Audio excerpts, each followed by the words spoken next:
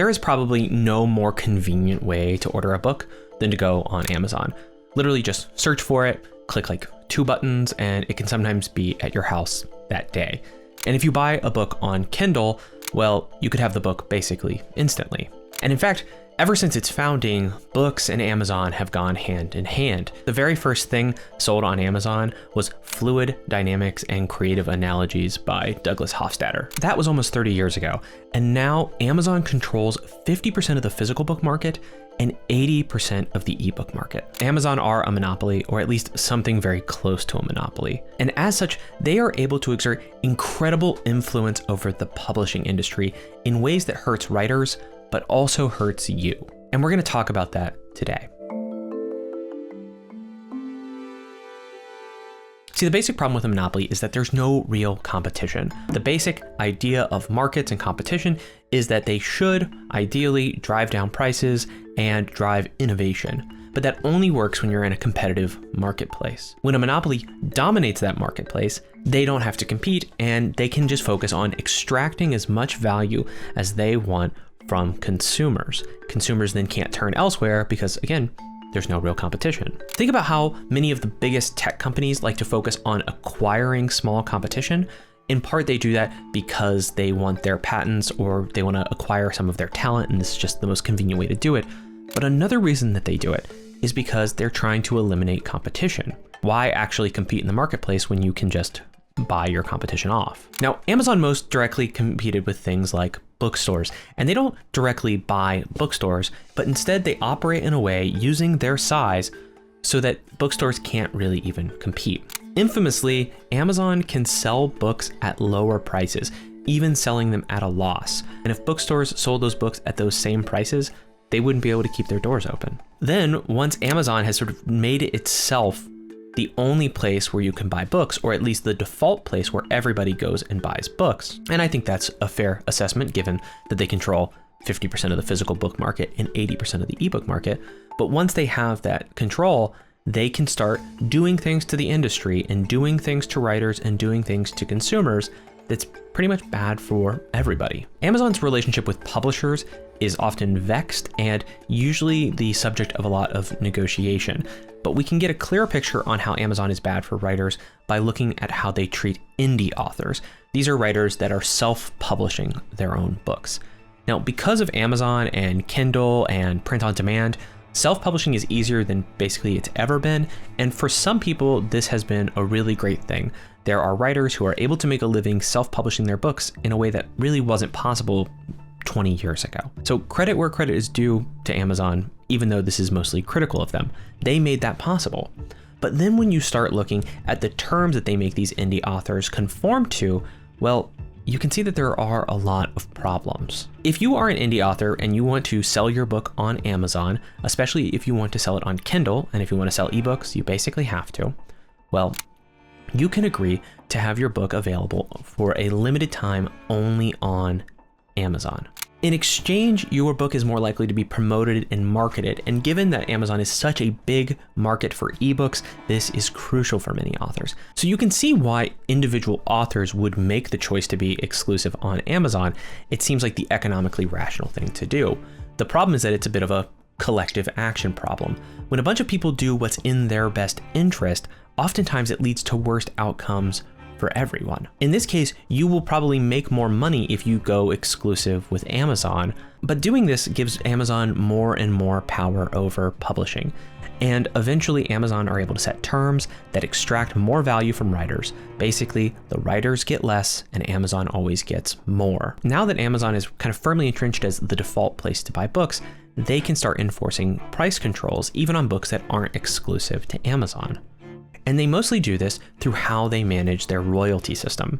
The royalties are the amount of money that you get as an author from every book that you sell. Amazon has a preferred pricing model, especially for ebooks. And if you stay within their preferred pricing model, you will get a higher royalty rate. But if you diverge from that model, and there might be reasons you want to or even need to because of the book you wrote or the amount of money you had to put into it, well, your royalty rate will actually just go down to 35%. That means about a third of the proceeds from your book will actually go to you, and the rest are kept by Amazon. And this seems absurd to me because, you wrote the book. It's your book. But if you sell it on Amazon and you don't follow their exact policies, then you're only going to get 35%. Now, we'll talk more about these policies in just a moment, but I guess I have to address two thoughts that you might have. The first one is simply that you're probably not a writer if you're watching this video, but it's likely that you're a reader. And so you're thinking, okay, this might not be great for writers, but how does this affect me? Well, I think the argument for how it affects you as a reader is pretty simple. You rely on authors and writers writing books in order to actually be able to read them. That sounds trivial, but it's an important observation. And Amazon makes it difficult for these writers to make a living writing. And because writers have this annoying habit to need food and water and shelter and medicine in order to stay alive, and because they need money for all of those things, if we make it harder for writers to make a living writing books, then we're making it harder for them to give us the books that we want to read. If things are bad for writers, they are bad for all of us. And the second thought you might have is, I ask, look, how can Amazon get away with all of this? I mean, surely someone has tried to do something about it. And it turns out that someone has. And so I'm going to tell you a story about Brandon Sanderson, who is one of the most famous and best-selling fantasy authors alive today. To understand the story, you just need to know two little bits of context. One is that Amazon owns Audible. So we're going to be talking about Audible, but Audible is just an extension of Amazon here. And the second bit of context that you have to know that Audible really likes having exclusive titles. They'll even put a little badge on the cover that says only on Audible. I actually found this kind of ironic example. It's a audio version of Fahrenheit 451, and it is exclusive to Audible. I mean, that is a book that is about the triumph of the human spirit through the preservation of literature, and you can learn all about it only on Audible. So with that in mind, here's what happened with Sanderson. You see, a couple of years ago, Brandon Sanderson announced 4 secret novels. These are novels he had written, I think, mostly during lockdowns, and he decided he was going to self-publish them instead of publishing them through Tor, who is his usual publisher. This led to him having one of the most successful Kickstarters ever. So fans quickly asked about ebooks and audiobooks. And it turns out ebooks were fairly easy. His team could format the books and then distribute them directly to backers. But the question about audiobook was a little bit more interesting. It turns out that Brandon Sanderson has a lot of audiobook listeners as fans, and they wanted to know if they were going to eventually be able to use their Audible credits to get the books. And Sanderson had to tell them no, the books weren't going to be on Audible. Here's what Sanderson wrote in a statement. Audible treats authors very poorly, particularly indie authors. The deal Audible demands of them is unconscionable, and I'm hoping that providing market forces and talking about the issue with a megaphone will encourage change in a positive direction. How poorly does Audible treat authors? Well, by default, Audible takes 60% of the royalties from an audiobook sale. And if you don't agree to be exclusive with Audible, they will take 75%. You will literally only have 25% of the audiobook that, if you're an indie author, you also probably paid up front to produce. You probably hired a narrator, and then you had to edit and produce all of the files, and then the end result is that you get a quarter for every dollar of revenue. The source of this problem, according to Sanderson, was pretty simple. There are no true competitors to Audible. Eventually, Audible caved, kind of, and they said that they were going to change their royalty structures for authors, and that led Sanderson to actually putting the books on Audible. He did say that it wasn't enough of a change, and then I tried to look up the details of the policy, like I wanted to see real numbers. And everything I found was very vaguely worded. I might have missed something. I'm willing to admit that sometimes I get things wrong, but I didn't see any kind of exact numbers for how things got better for authors. So to get even some change, and I'm not even sure how big that change is, the biggest or one of the biggest fantasy authors in the world had to boycott the platform.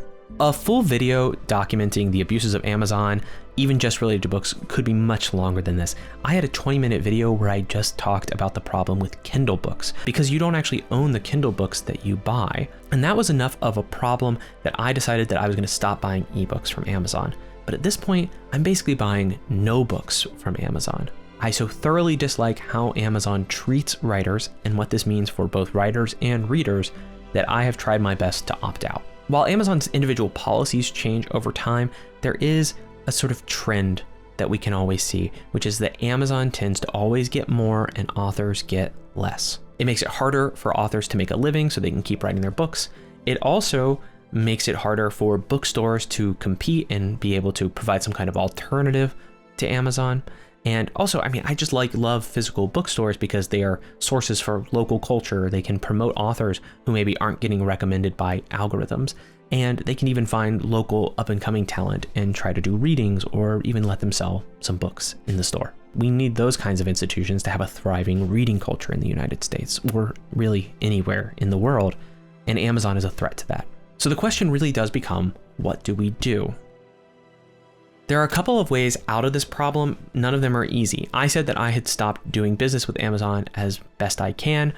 And there are competitors like Bookshop where you can buy books in a way that also supports local bookstores. I like them a lot.